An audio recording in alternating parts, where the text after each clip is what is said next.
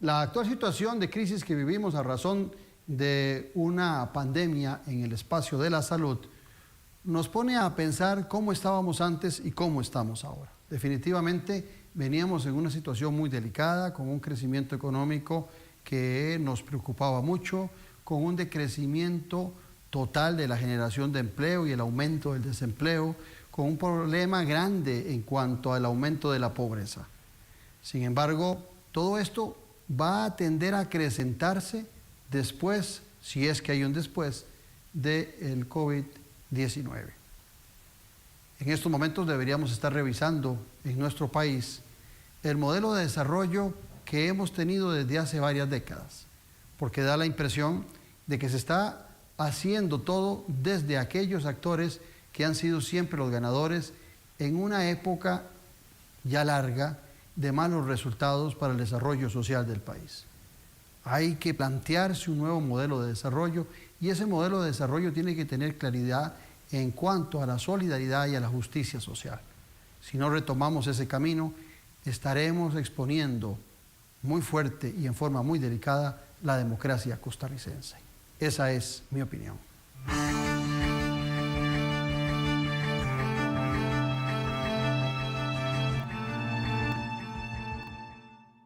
Cumplimos 15 años en este complicado momento y lo celebramos apoyándote. Por eso, te regalamos 1 millón de colones por semana, porque ahorita no le caen mal a nadie. Paquetes de 100 megas por un año para que puedas estudiar o teletrabajar mejor. Y además, te premiamos por quedarte en casa todo este tiempo, con 45 fines de semana en el Hotel Fiesta, para que vayas a relajarte cuando todo esto pase. Celebramos apoyándote. En Telecable estamos con vos.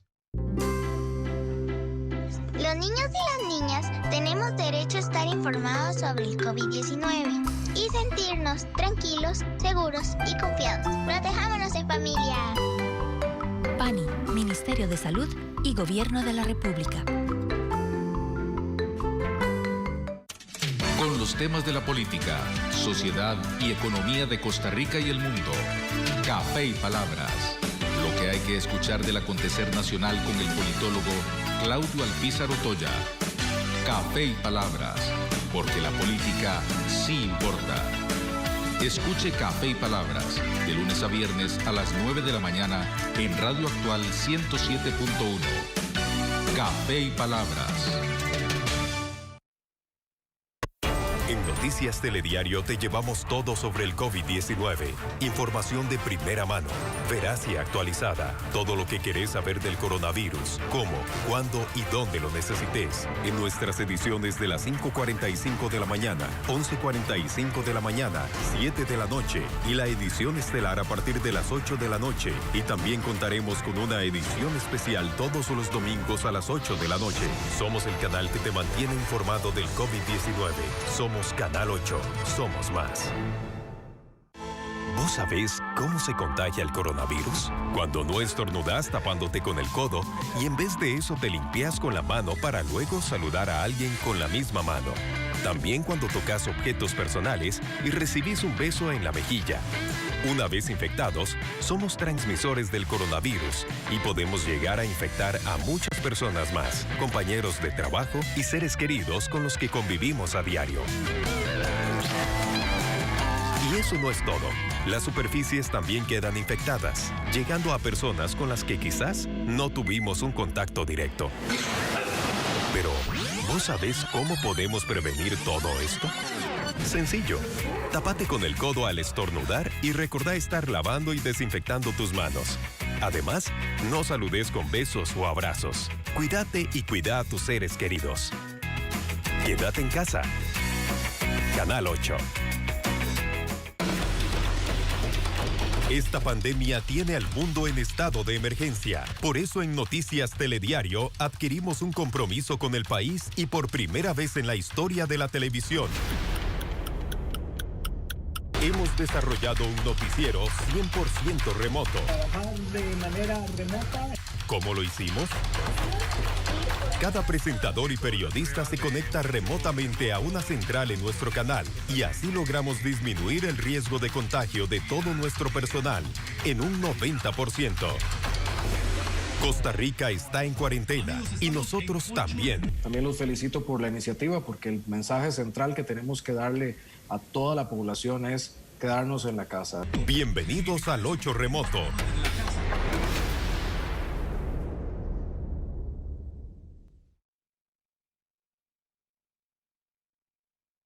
Estamos en la búsqueda de la tercera diva y vos podés ganar una cocina RCA. Solo tenés que escribir en nuestra publicación de Facebook. ¿Quién crees que puede ser? Solo por Canal 8. Ponga atención, pariente, no hay que ser desobediente. Haga caso al ministerio porque se está muriendo la gente. Hasta los niños están infectados, pero el adulto mayor es el más perjudicado. Todos somos responsables de acatar recomendaciones, lavarnos bien las manos y limpiar los alrededores. ¿Qué más tiene que pasar para que usted llegue a entender? No salga de su casa, el virus puede contraer. Y si fuera solo eso, pero usted tiene que dimensionar que sale de su casa, los que usted quiere puede contagiar y después será muy tarde si se quiere lamentar. ¿Cómo va a ser posible que crean que son vacaciones? Salen a festejar este montón de cabezones. Y para echarles al asunto, creen que todo es una broma, no se toman en serio la situación mundial de ahora. ¿Quién iba a decir que una niña les tiene que explicar que está en sus manos, que esto no pase a más? Podrá ser chiquitita, pero muy inteligente. Yo me quedo en mi casita y no recibo aquí a la gente. Aquí termina esta vaina, espero que haya entendido. No salga de su casa y quédese protegido. Es tiempo de reflexión, lo importante es la vida. Mientras hay esperanza, viviré agradecida porque tengo salud, no me doy por vencido. Yo y bajura. Quédate en casa. Un mensaje de Canal 8 y NCR Noticias.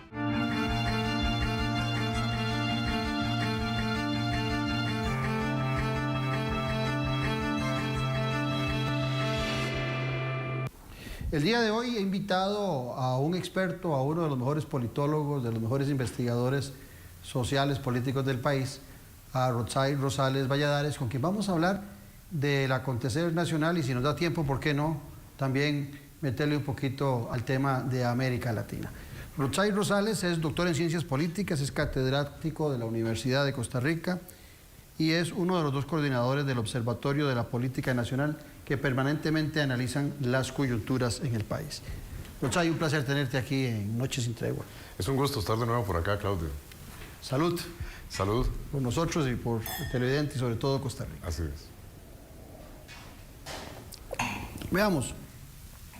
Hace algunos días ustedes han hecho ya en el OBNA un par de estudios de coyuntura. Sin necesidad de solo apegarnos a eso, sino tratar de sacarte más de jugo a vos en tu conocimiento. ¿Estaremos en una buena oportunidad en Costa Rica para revisar nuestro modelo de desarrollo? Me parece que sí, Claudio. Es siempre las situaciones de crisis, ¿verdad? Son puntos de inflexión, siempre marcan eso, un antes y un después. Y siempre hay oportunidad, no solo amenazas, ¿verdad? Pienso yo.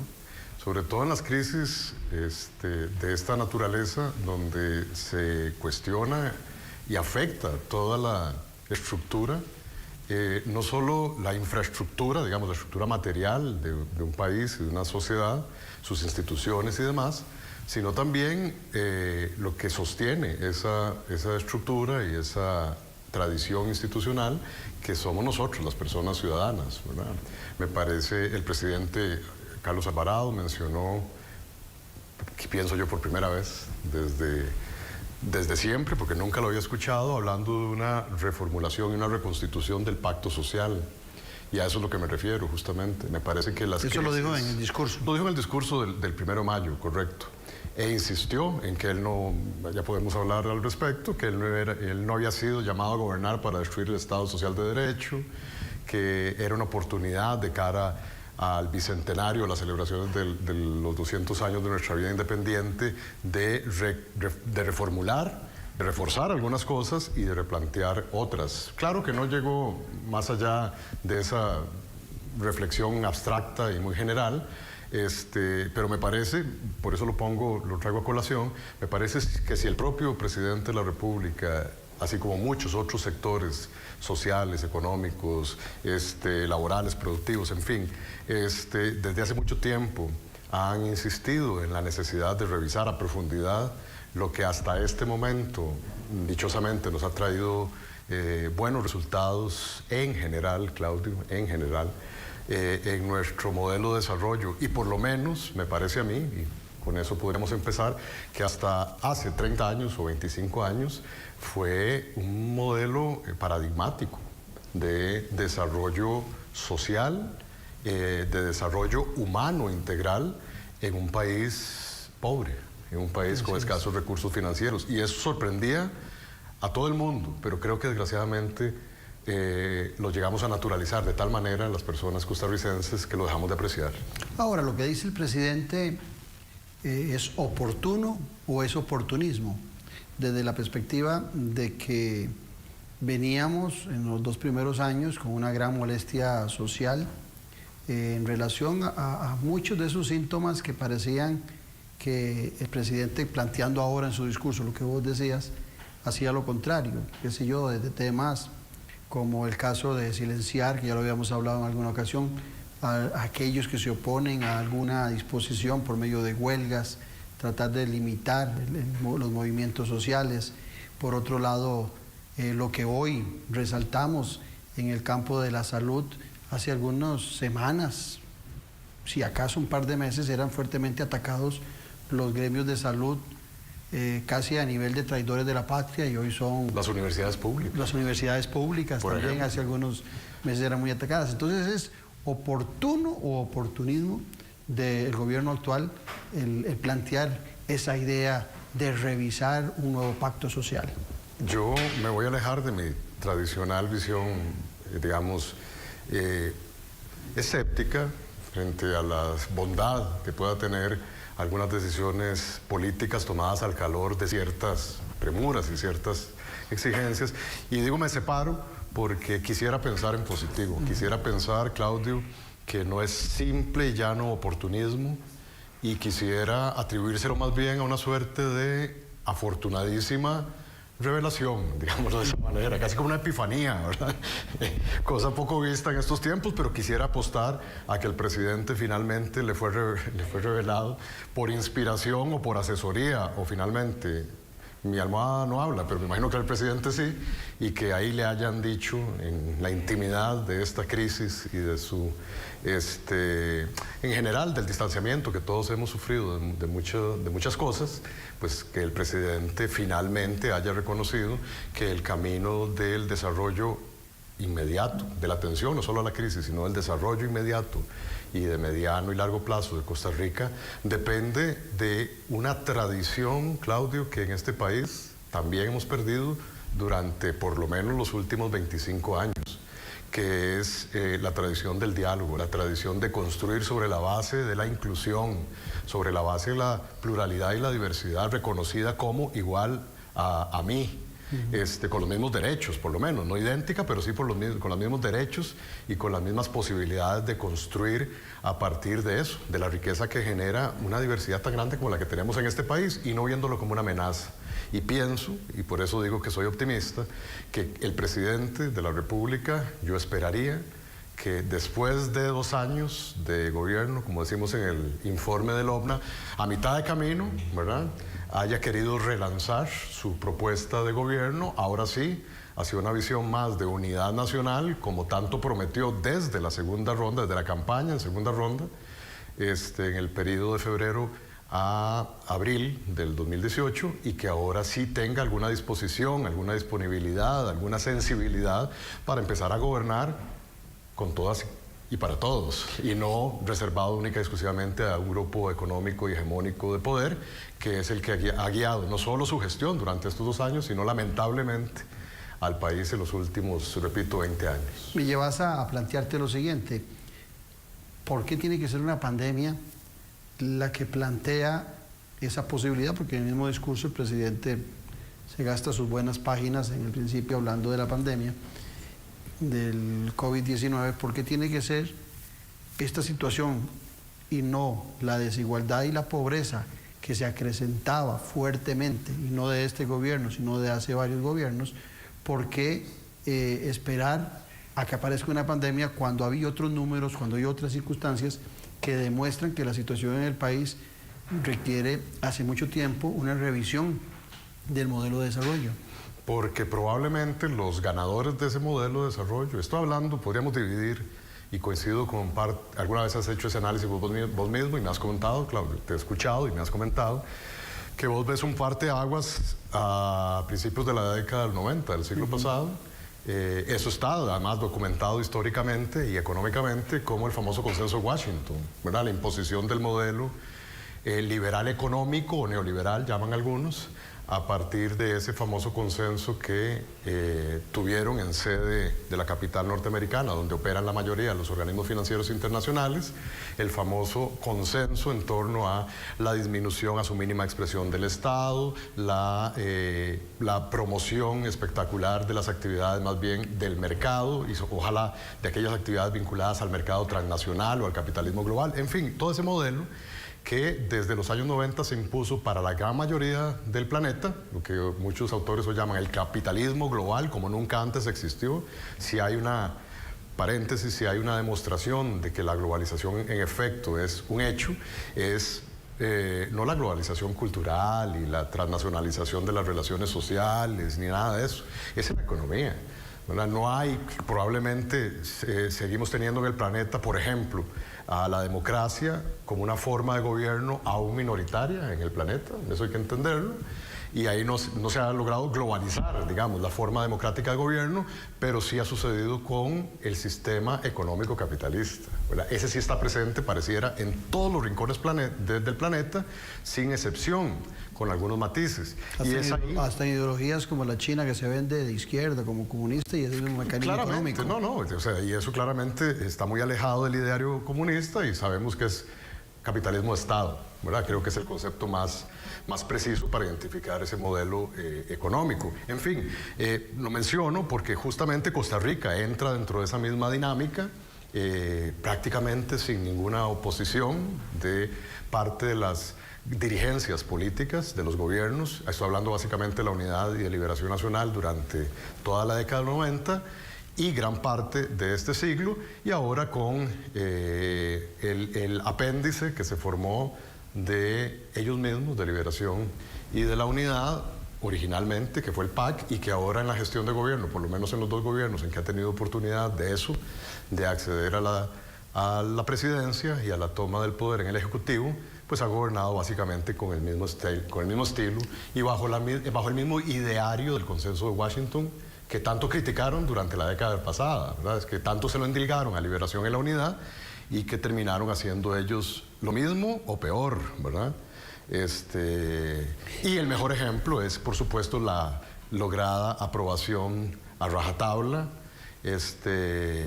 imponiendo los votos en la Asamblea Legislativa del combo fiscal a finales del año 2018. Con una mayoría extraordinaria. Brutal, e imponiendo poderío. Sabemos en los politólogos que la diferencia de poderío y poder, claro, ¿verdad? En el caso de la imposición del combo fiscal de finales del 2018, fue imposición absoluta de hegemonía y de poderío, ¿verdad? Penalizando y amenazando, y en algunos casos llevando al hecho hacia la criminalización incluso del genuino derecho democrático del ejercicio de la oposición y de la manifestación de esa oposición en las calles, ¿verdad? Y que hoy lamentablemente ya la tenemos penalizada, criminalizada, ¿verdad? Interesante lo que estás planteando, porque al final de cuentas, si nos devolvemos al 2014, en aquel momento cuando Luis Guillermo Solís asume la presidencia y el PAC asume la presidencia, es posible que muchos nos imaginábamos un cambio de la forma de gobernar en relación a lo que había sido el bipartidismo, pero bien lo decís vos, que termina siendo una extensión en el manejo de la política pública, en la misma forma, pueden haber algunas maquillajes particulares por los cuales uno podría definir a los tres partidos como diferentes, pero en su gran proyecto económico o el gran proyecto económico de una élite es el mismo. Y hago esa referencia porque entonces se me viene a la mente que en esa última análisis de coyuntura que ustedes hicieron en el OPNA decían, cuando se cuestionaban sobre la posibilidad del nuevo modelo de desarrollo, también hacían referencia de que son los ganadores de estas largas décadas de este mismo modelo los que están ahora tomando las grandes decisiones cercanas al gobierno. Entonces ahí vuelvo y repito, no hay una contradicción entre lo que plantea el presidente en ese discurso de un nuevo modelo de desarrollo, que yo no lo veo naciendo de esos mismos actores que son ganadores, pocos, pero muy, muy buenos ganadores de un modelo que ha aumentado la desigualdad en el país. Sí, por eso, lamentablemente, a pesar de que el optimismo hoy, quizás por ser lunes, estamos haciendo este programa, me invade sí. Al iniciar esta semana, correcto, domingo. Pero lamentablemente, como consignamos ahí al final de nuestro análisis del discurso del 4 de mayo, famoso, conocido antes como el 1 de mayo, lamentablemente no solo es un discurso que calificamos como abstracto, ¿verdad? Bastante general, etcétera, sino que poco creíble, Claudia. Y es justamente donde quisiera reforzar tu apreciación. Yo quisiera creer, y yo creo que todas las personas que habitamos este país quisiéramos fervientemente creer que va a haber un cambio de rumbo en la dirección correcta, o en la dirección de que algunos pensamos que es la correcta, que es esa vía tradicional, no conservadora, de una Costa Rica quizás demasiado romántica en la que siempre nos poníamos de acuerdo. No, eso probablemente nunca existió, Claudio, porque la política sabemos que se basa en el conflicto, ¿verdad? Y la política es eso.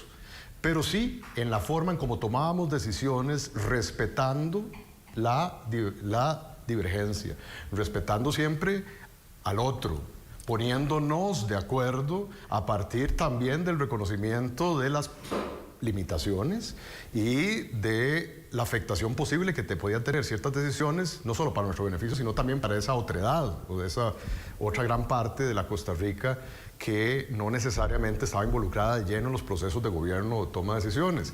A eso me refiero, yo con un estilo dialógico, inclusivo, pluralista, que pasó a un segundo plano, repito, en los últimos 25 años, que pudo haber tenido, digamos, un remozamiento con el proceso sostenido, si lo hubiéramos mantenido, de concertación nacional, que se gestó, ustedes recordarán, a la luz de la discusión de uno de los proyectos más polémicos que hubo en este país, que fue el famoso, y ahí es donde nacen los combos, el combo ICE, ustedes recordarán, y que dio la oportunidad a la sociedad civil, a las ciudadanías distintas, de manifestarse en contra de una alternativa que en aquel momento estaba impulsando el bipartidismo prevalente de Liberación y la Unidad, y que tuvo que retrotraerse en función de esa manifestación de indeseabilidad de parte de las mayorías ciudadanas. Pero eso fue en el 2000. Ustedes se acordarán del periodo 98-2002 en el gobierno de Miguel Ángel Rodríguez. Pareciera que Costa Rica cambió muchísimo en estos 20 años, en estos últimos 18 años, y lo que se ha venido imponiendo posteriormente en los ejercicios también muy ingratos del referéndum del 2007 para la aprobación del Tratado de Libre Comercio, por ejemplo, y más recientemente, repito, para la aprobación del combo fiscal del 2018, lo que se ha visto evidenciado es el desprecio de las clases dirigentes, de los gobiernos y fundamentalmente de las élites económicas asociadas al capital transnacional, que son los verdaderos beneficiarios y ganadores de este modelo de desarrollo, un desprecio absoluto por escuchar a la organización social alternativa. Y no solo estoy hablando de los partidos políticos alternativos, porque si hoy podríamos entender de que el sistema de partidos no presenta ninguna alternativa viable para ejercicio del gobierno, todas están ubicadas básicamente bajo la misma lógica. Es por eso que el discurso del presidente y este ofrecimiento de relanzar el país a partir de un nuevo acuerdo, de un nuevo pacto social, pues pareciera ser absolutamente indispensable, pero no desde este año, Claudio, sino desde hace al menos 15 años, cuando se impuso, repito, el modelo a rajatabla de mayor exclusión, de incremento descarado de la desigualdad y de la acumulación concentrada en las escasas manos que hoy vemos en el país. Oyéndote me acordé de un aparatito que era como un trompo, para los que tenemos un poquillo más de años, se llamaba la pirinola, y me acuerdo que tenía 6 caras, y en una de las caras uno iba apostando y una de las caras decía, me lo llevo todo. Toma todo. Sí, toma todo, toma todo, ¿verdad? Entonces uno tomaba todo. Así es. ¿Será que el hecho de llegar a discusiones donde no podemos ponernos de acuerdo, como el referéndum para el TLC, que ciertamente tenía elementos importantes para el desarrollo económico, pero castigó sobre todo al agro costarricense, al campesino costarricense, y a nadie le importó en ese momento? O, por ejemplo, con el tema del paquete fiscal que se aprobó recientemente en el 2018, donde la clase media sale perdiendo sustancialmente en relación a las otras. ¿Será que estamos jugando mucho a tómalo todo, a la pirinola, por las dificultades que tenemos de ponernos de acuerdo, y entonces alguien que gana un referéndum, alguien que logra tener una cantidad significativa de diputados en la Asamblea Legislativa, olvida que la sociedad es múltiple, que la sociedad es divergencia de criterios, y dice, no, yo impongo mi criterio en razón de que no creo en los acuerdos. Y que me eligieron y que ahora me van a tener que aguantar cada 4 años. O sea, ese es el problema. Tener una visión de tómalo todo, ¿verdad?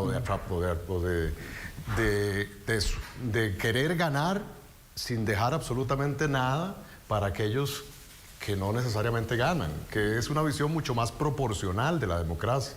Vayamos al ejemplo de nuestra conformación de los poderes supremos. El poder ejecutivo se elige, vos lo sabés, a través de una lógica democrática de mayorías. Eso significa o de una elección mayoritaria. Eso significa que quien gana en la elección presidencial gana y el otro pierde o las otras opciones pierden. Eso es una elección típica mayoritaria, que el que gana, gana todo y el que pierde, pierde todo. Pero generalmente... Gana el Ejecutivo y el Legislativo. Exacto, pero por eso entonces hemos encontrado dentro de la doctrina y la teoría democrática a lo largo de la historia puntos de equilibrio. Y entonces si tenemos una elección mayoritaria a nivel de presidencia o de los gobiernos locales con las alcaldías, hay una fórmula democrática para que los otros poderes, pero fundamentalmente el legislativo, que elegimos directamente nosotros, las personas ciudadanas, se constituye, se conforme no de manera mayoritaria, sino proporcional. Y a ese es el punto al que voy. En una elección democrática de tipo proporcional se reparten los distintos estamentos de poder conforme al número de votaciones que uno obtuvo. Entonces ha sido una repartición, comillas, un poco más distribuida, proporcional, y no solamente el que gana se lleva todo y el que pierde, pierde todo. Bajo esa lógica es que nosotros hemos construido la mayoría, a mi juicio, de las instituciones democráticas y del Estado Social de Derecho de Costa Rica durante por lo menos hasta la década, repito, de 1990 y el 2000. A partir de ahí la lógica ha sido otra, la lógica ha sido de la imposición de mayorías. ¿Me explico? Y entonces por eso resultaba a veces complicado y desesperante para aquellos que tenían una visión de la gobernabilidad muy elitista, expresidentes, por ejemplo, que decían, es terriblemente complicado ese picadillo de partidos políticos que hay en la Asamblea Legislativa porque nos cuesta más ponernos de acuerdo. Claro, esa es la lógica democrática, pero ese sistema de partidos reflejado en la Asamblea Legislativa es eso, es un reflejo de lo que somos como sociedad, no podíamos cambiarlo. Pero es interesante, porque eso no es cierto hoy. ¿No? O sea, hay un picadillo de partidos, pero todos y con una facilidad llegan a 45 votos y no hay oposición. O sea, yo me imagino que en la primera ronda, cuando el presidente Alvarado sabía que tenía que enfrentar una segunda ronda y que podía llegar a ser presidente, y lo mismo le podía estar pasando en aquel momento a Fabricio Alvarado, uno decía, gobernar con 10 diputados, y el otro puede decir, gobernar con 14 diputados. Eso es imposible. Y si vamos a la lógica del bipartidismo, donde el gran sueño siempre era tener 29 diputados, claro, y ojalá una cercanía, como les pasó a Luis Alberto Monge, con 33 diputados, cercano a los 38. Pero parece que ahora esa lógica no es tan cierta. Entonces viene la pregunta, ¿reflejan los partidos políticos o los diputados ante la Asamblea Legislativa ese montón de criterios, esas divergencias sociales, o son todos, a pesar de que llegan con partidos diferentes, representantes de un poder mayor que no va a elecciones, pero que tiene la posibilidad, claro, de manipular a los actores electos en la Asamblea Legislativa, aunque vengan de diferente ideología y de diferentes partidos? La respuesta, a mi juicio, más cercana a la realidad es esta segunda que estás ofreciendo, Claudio. Los partidos políticos... A ver, en primer lugar tenemos que empezar a decir, como desde hace mucho tiempo insistimos, en volver a ver la política donde realmente está, y no es en la política electoral y de partidos políticos, aunque es la que más nos entretiene, sí, y la que nos enseñan a que veamos desde la escuela. Hay una estrategia detrás de todo esto, Claudio, y como politólogas y politólogos no tenemos que caer en ingenuidades. A nosotros se nos enseña que la política, y la política en democracia, es la que pasa por los canales institucionales de los partidos políticos y de las elecciones, que son las personas nombradas a través de los partidos políticos y las elecciones las que toman las decisiones y son nuestros gobernantes. Pero todo eso es mentira. Así es. Eso es falso. Los poderes que gobiernan realmente, y no solo en Costa Rica, aún más en Costa Rica, que es un país minúsculo en el sistema internacional, pero aún más, sucede más en países como los nuestros, pero sucede en todo el mundo, es que los que llegan a los gobiernos básicamente llegan a representar los intereses corporativos de los poderes fácticos, que es donde realmente está la política. Y recordemos que los poderes fácticos se llaman así porque no ejercen el poder, comillas, democrático de la voluntad ciudadana expresada en las urnas, sino que lo hacen utilizando como mamparas, como caretas o como vehículos a los partidos políticos y a los políticos mismos. Pero en realidad los procesos de toma de decisiones públicas que se ven en las discusiones de la Asamblea Legislativa o que los decretos que emite el presidente y demás son básicamente respuestas no a las necesidades diversas de todas las ciudadanías y de los distintos sectores poblacionales, sino que básicamente tienden a favorecer los intereses corporativos de esos grupos de presión o de interés o poderes fácticos, que en la mayoría de los casos, por supuesto, vemos más fácilmente en el ámbito nacional, las cámaras, los sindicatos, etcétera, pero que fundamentalmente los más poderosos a nivel internacional no tienen una sede en un país, sino que tienen características transnacionales. Y ahí podemos encontrarnos poderes fácticos muy reconocidos y naturalizados, incluso legalizados, ¿verdad? Como las empresas transnacionales, ¿verdad? Las ONGs o las fundaciones transnacionales, pero también las iglesias y los medios de comunicación, pero nos podemos encontrar lamentablemente también que en nuestros gobiernos, hablo de América Latina y ya no solo el caso de Costa Rica, es más, no quiero hablar de Costa Rica, pero puede ser el caso generalizado para América Latina, hay poderes de facto, poderes fácticos que ejercen efectivamente el gobierno sin ninguna responsabilidad, porque nunca van a aparecer, los que van a aparecer son los políticos que toman decisiones de acuerdo con esos intereses, pero que tienen características no necesariamente legales y no necesariamente empresariales.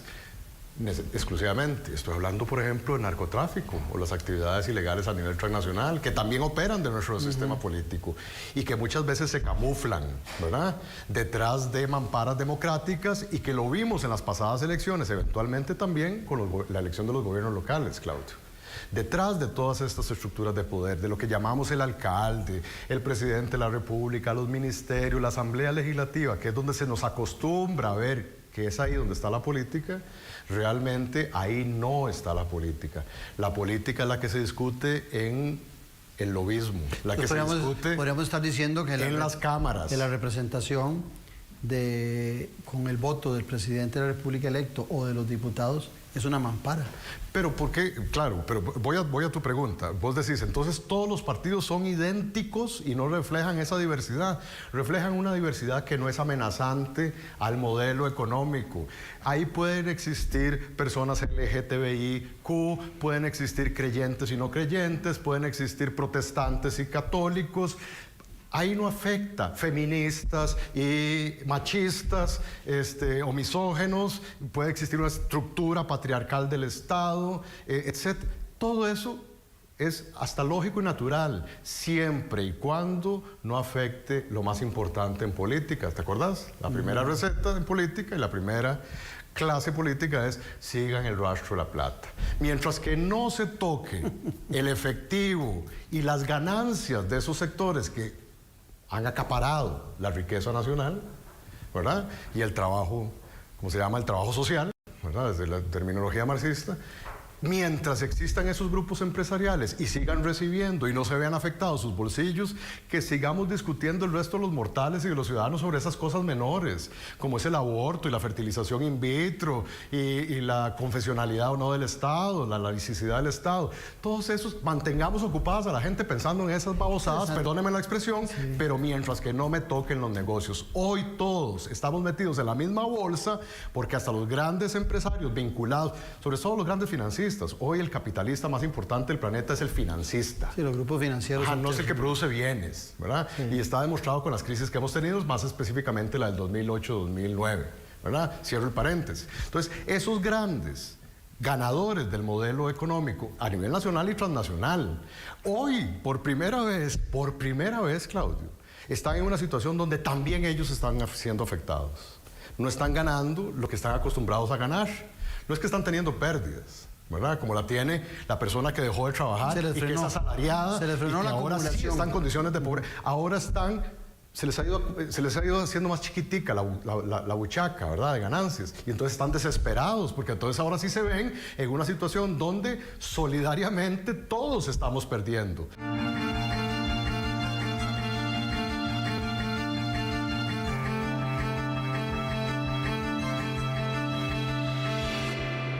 Cumplimos 15 años en este complicado momento y lo celebramos apoyándote. Por eso, te regalamos 1 millón de colones por semana, porque ahorita no le caen mal a nadie. Paquetes de 100 megas por un año para que puedas estudiar o teletrabajar mejor. Y además, te premiamos por quedarte en casa todo este tiempo, con 45 fines de semana en el Hotel Fiesta, para que vayas a relajarte cuando todo esto pase. Celebramos apoyándote. En Telecable estamos con vos. Hagamos un horario con actividades escolares y recreativas para compartir en casa y con nuestra familia. Protejámonos en familia. PANI, Ministerio de Salud y Gobierno de la República. Con los temas de la política, sociedad y economía de Costa Rica y el mundo. Café y Palabras. Lo que hay que escuchar del acontecer nacional con el politólogo Claudio Alpizar Otoya. Café y Palabras, porque la política sí importa. Escuche Café y Palabras, de lunes a viernes a las 9 de la mañana en Radio Actual 107.1. Café y Palabras. Las noches de mayo y junio cambiaron por el 8. De lunes a viernes a partir de las 9 de la noche, tendremos una programación para todos los gustos. Los lunes, la investigación profunda. Crónicas y reportajes las podés ver en Testigo Directo. Los martes, salud, cocina, historias y muchos temas más te los traen Giovanni Calderón junto a Gabriela Celada en la única revista nocturna de la televisión nacional. Mi casa es su casa. Los miércoles te traemos un formato diferente de entrevista, conducido por Douglas Sánchez en Íntimo. Los jueves no te podés perder las mejores ocurrencias de Tavo Gamboa en Juntos pero no revueltos. Y cerramos los viernes a Cachete con Luis Carlos Monge. Ya sabes, de lunes a viernes a las 9, las noches son más entretenidas por el 8.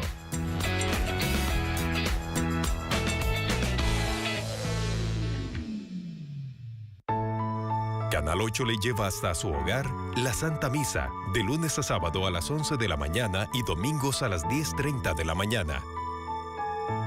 Solo por Canal 8.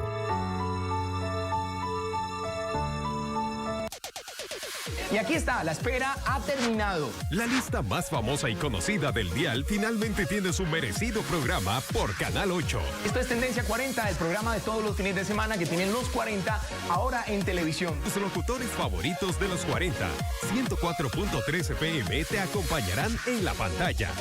Subí el volumen, porque Tendencia 40 ya está aquí. No te lo perdás, los fines de semana por Canal 8.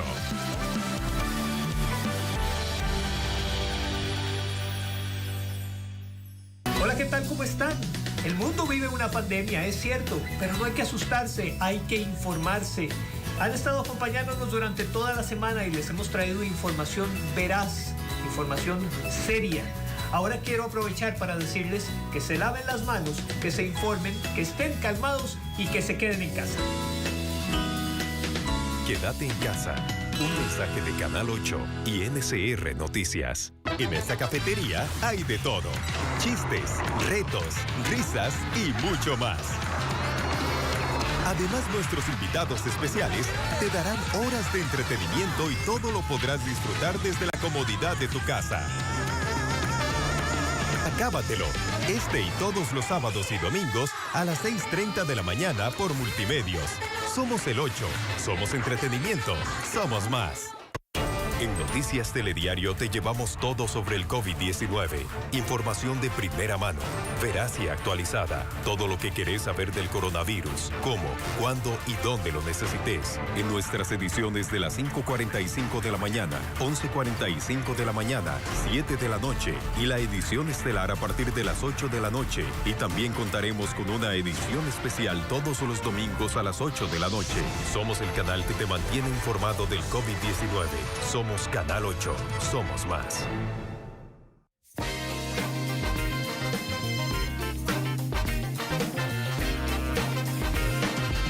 La RTV, el programa de charla de comedia donde se hablan los temas controversiales relevantes del momento, además de juegos de improvisación y stand-up comedy.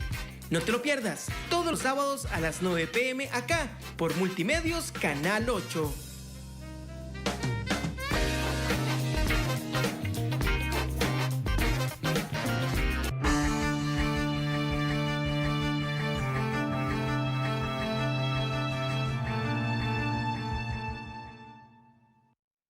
Se entiende la magnitud de esta crisis. La magnitud de esta crisis hace que hasta el presidente hoy vuelva a decir, no, todos somos hermanitos y fundemos una nueva Costa Rica porque ya ahora sí, todos sí estamos metidos en el mismo barco, ¿verdad?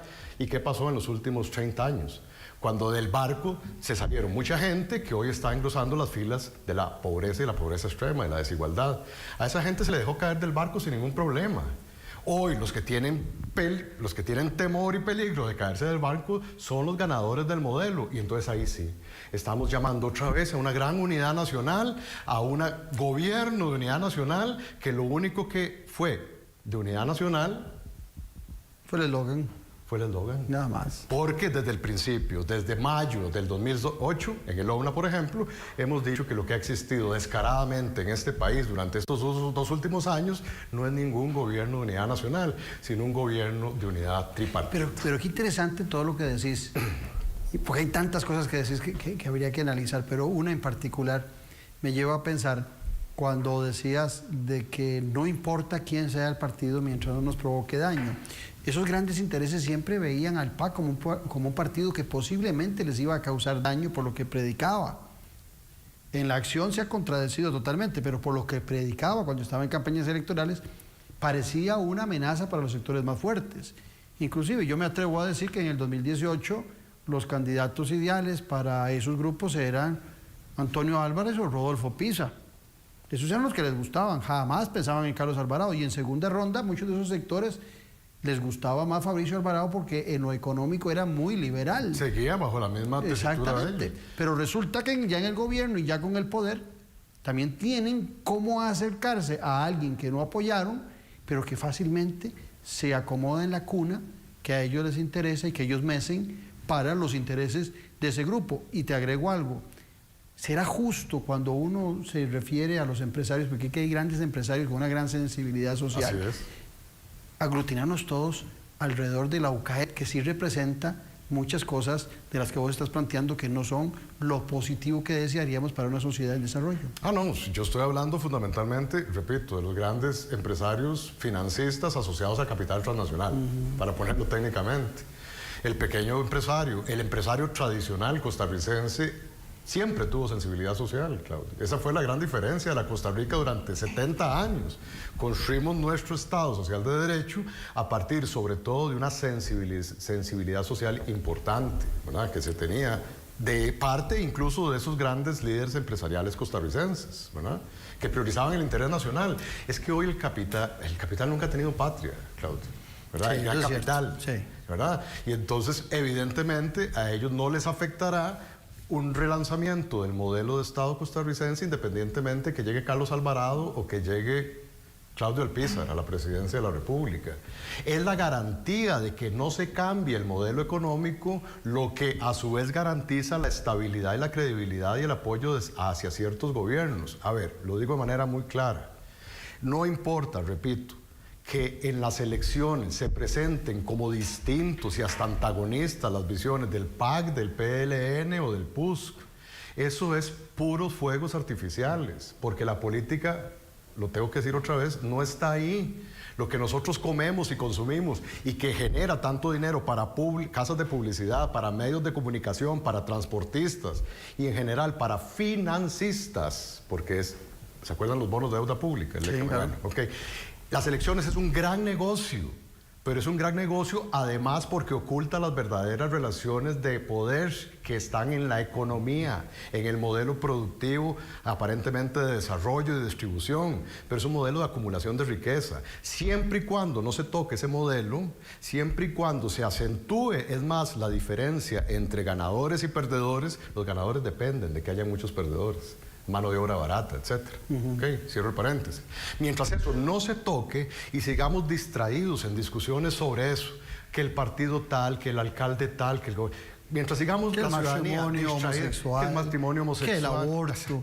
Pero mientras no se toque, como dice David Harvey, el corazón del sistema, que es financiero, el capital, aquí todos vamos a seguir creyendo que hay verdaderas diferencias entre Carlos Alvarado y la famosa, ¿ustedes se acuerdan? La revolución de las crayolas. Sí. Él iba a hacer una revolución progresista. ¿Quién se iba a creer semejante cosa cuando los principales financistas del PAC, del PLN y del PUS están claramente establecidos en los registros de contribuyentes? Y son los mismos. Claro, si yo variarán en el monto, hacen lo mismo, pero la familia X, que todos sabemos quién es, y que no voy a decir porque no estoy en sede legislativa ni en la academia, entonces me pueden acusar, ¿verdad? Pero sabemos que esa familia en Curridabat o en Tres Ríos financia a la Unidad, financia Liberación y financia también al PAC, ¿verdad? Depende de las posibilidades del triunfo, le da un poquito más a uno. Y en el 2014 menos una de esas familias en su casa le dijo a uno de los candidatos, bájese de la campaña porque nos está haciendo perder mucha plata. ¿Se acuerdan? Sí. Renuncie usted a la campaña. Bueno, esos son verdaderamente los que ganan y a su vez tienen tomados los medios de comunicación dominantes. En fin, tienen todas las cartas en sus manos, ¿verdad? Y además, si no operan ejerciendo directamente influencia sobre los gobernantes, toman ellos decisiones y colocan a sus, comillas, representantes en los puestos más importantes de decisión, que no es el Ministerio de la Cultura, que no es el CNP, que no es el ¿verdad? Que no es el Ministerio de la Juventud. No, es donde verdaderamente están los negocios importantes. Y entonces ahí usted va a ver un gobierno del PAC colocando en el Ministerio de Hacienda, en el Banco Central, en Comercio Exterior, que son realmente los importantes, en planificación económica. Tal vez en economía. Tal vez en economía, si alguna pelota le quieren dar a la Producción Nacional o para regular precios. Exactamente. ¿Verdad? En esos 5 ministerios claves, más instituciones de control, como la Contraloría General de la República, las superintendencias, las presidencias ejecutivas y las juntas directivas de los bancos, por ejemplo, esos puestos clave, ¿verdad? Ahí usted sí va a tener a las mismas familias de personas. Y va a tener a los mismos think tanks o tanques de pensamiento, influyen Academia Centroamérica, hoy universidades financiadas con capital privado, como Lead University, ¿verdad? Pero me llama o las maestrías hoy de ULACID, o INCAE. Sí. Ahí ellos quitan y ponen al ministro de Hacienda. Bueno, hay una ministra de Hacienda ahora como superintendente, ¿verdad? Otra vez. Sí. En fin, usted los va a ver ahí, independientemente si es la Unidad, si es Liberación o si es el PAC, eso no interesa, mientras que no me toquen los negocios. El resto, sigamos nombrando a Alianza por Costa Rica, ¿te acordás? Aquellos jóvenes tan entusiastas y todo, eso, démosle un ministerio un viceministerio, porque hoy también los viceministerios pareciera coalición por Costa Rica. Pareciera que hoy los entretenemos mucho con los viceministerios. Eso es otro cambio también, claro. Hoy los viceministros incluso mandan más que algunos ministros. Entonces a esos que fueron tan entusiastas en las elecciones y que se comieron el cuento de la revolución de las crayolas o de que el PAC iba a ser el gobierno del progresismo del siglo XXI, a esos démosle esos puestecillos que son la repela, como decimos en Costa Rica. Pero los puestos sustantivos sigámoslo reservando para los mismos de siempre. Interesantísimo. El programa debería ser más largo hoy. Mira, el Estado facilitador y el Estado participante, que también hablan ustedes en las investigaciones de coyuntura que hacen, también es un manejo que hacen muy calculado, porque cuando conviene, cuando la situación es boyante, el Estado tiene que ser facilitador, que sí hay que distinto. Así es. Pero en crisis, como hoy en día, ocupamos un Estado participante, que sea que consiga los créditos y los meta a jugar. Así es. Hace algunos días yo decía que cuando el presidente Carlos Alvarado con su ministra Rocío Aguilar pedía 6.000 millones de dólares en eurobonos, le dijeron que no y le aprobaron solo 1.500 y el paquete fiscal. Pero resulta que ahora ya la Asamblea Legislativa ha aprobado 3.000 millones de dólares, que lo sumamos a 1.500, a don Carlos Alvarado y a su gobierno solo le están faltando 1.500 millones de dólares para cumplir la meta que tenía de los 6.000 millones.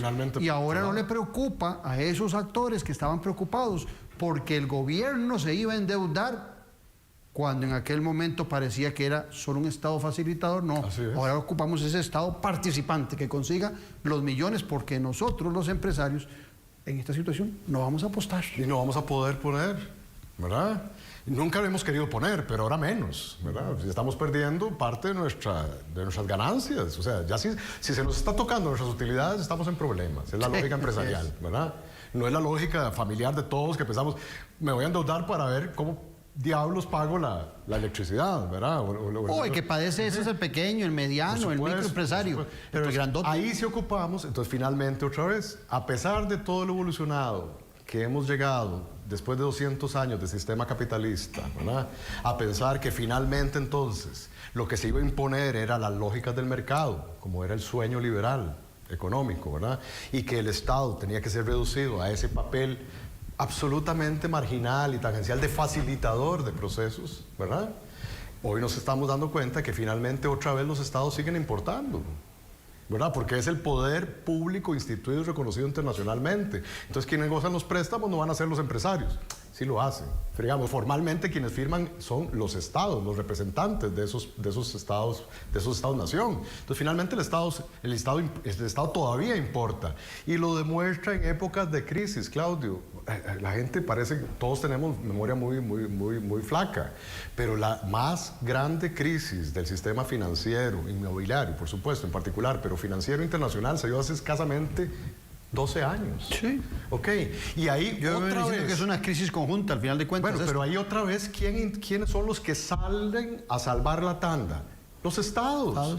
Y quienes salvaron la tanda fueron los estados en el periodo 2008-2009 en todo el sistema internacional, pero no para salvarnos la tanda a nosotros, los ciudadanos, a inyectarle plata a los bancos centrales para que estos a su vez salvaran a los banqueros. Sí, que eran los que habían provocado la gran crisis. Ah, sí, pero entonces a ellos eran los que había que salvar. Hoy el Estado importa otra vez y organismos financieros internacionales como el Fondo Monetario Internacional o el Banco Mundial, nada más ni nada menos, están diciendo los estados importan y más bien hay que meter recursos y más bien hay que endeudarse para inyectar recursos, especialmente a las personas más necesitadas. Están, pareciera, revalidando un discurso que ellos sistemáticamente atacan en su cotidianidad y normalidad. Sí, porque pero ahora en crisis les conviene que sea el Estado quien asuma la responsabilidad. Que asuma la responsabilidad y que vuelva, desgraciadamente, a financiar a los sectores más poderosos. El gobierno acaba de anunciar un plan o un nuevo paquete de, ya no sé ni cómo llamarlos, pero un nuevo combo de empleo público, pongámosle el nombre que se merece. Y en ese nuevo combo de empleo público, a mí me hubiese encantado ver que en serio estamos remando todos parejos en la misma barca.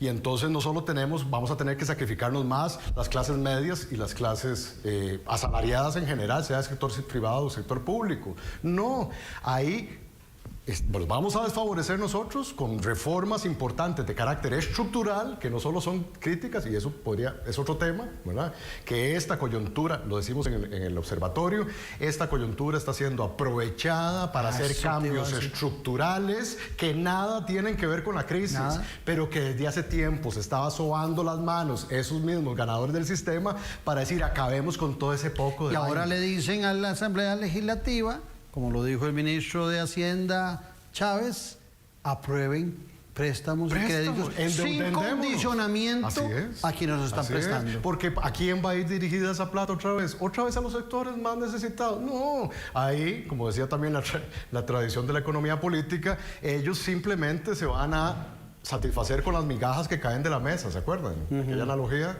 que nos contaban Marx y Engels, las migajas que caían de la mesa del capitalista. Bueno, pareciera que eso es justamente lo que hoy van a volver a hacer. Pero las grandes inyecciones de capital van a ir dirigidas otra vez a los mismos beneficiarios que siempre han ganado con el modelo de desarrollo. En este combo de empleo público, a mí me hubiese encantado ver, por ejemplo, que hubiesen grandes sacrificios para los miembros de esas juntas directivas, para los jerarcas de las superintendencias, para los jerarcas que ganan millonarios salarios en todos los poderes. Ahí sí yo me hubiera sentido muy feliz y muy solidario bajo este pero es para el que está medio para abajo. Otra vez es un modelo que prioriza la desigualdad, que es regresivo, y que cada vez va a ser no solo más desigual, sino que va a empobrecer a las grandes mayorías, como ya lo ha demostrado. Ahora bien, los números eso es lo que indica. Ahora bien, creo que cuando analizaste la frase del presidente al principio del programa, del cambio del modelo, el presidente lo que está haciendo es todo lo contrario, porque desde su iniciativa se está promoviendo más bien una acentuación del modelo, debilitando a aquellos sectores que hace mucho tiempo todavía se sostienen con alfileres, pero que ahora en coyuntura esos grupos poderosos empiezan a disminuir nuevamente, justificando la emergencia de una pandemia. Pero además, Claudio, ¿saben qué es lo más triste? Que escuchando el discurso del presidente,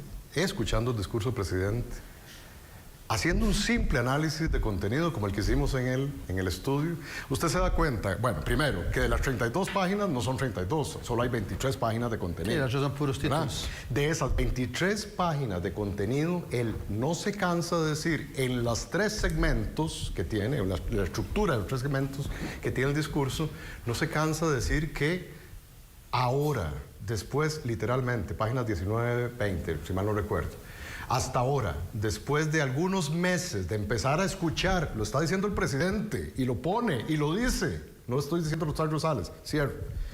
Después de varios meses de escuchar o de empezar a escuchar a sectores sociales y a grupos religiosos, por ejemplo, estamos empezando a tener conciencia de la necesidad de una Costa Rica pluralista, inclusiva y diversa. ¿Dónde estaba el presidente? ¿Dónde estaba antes?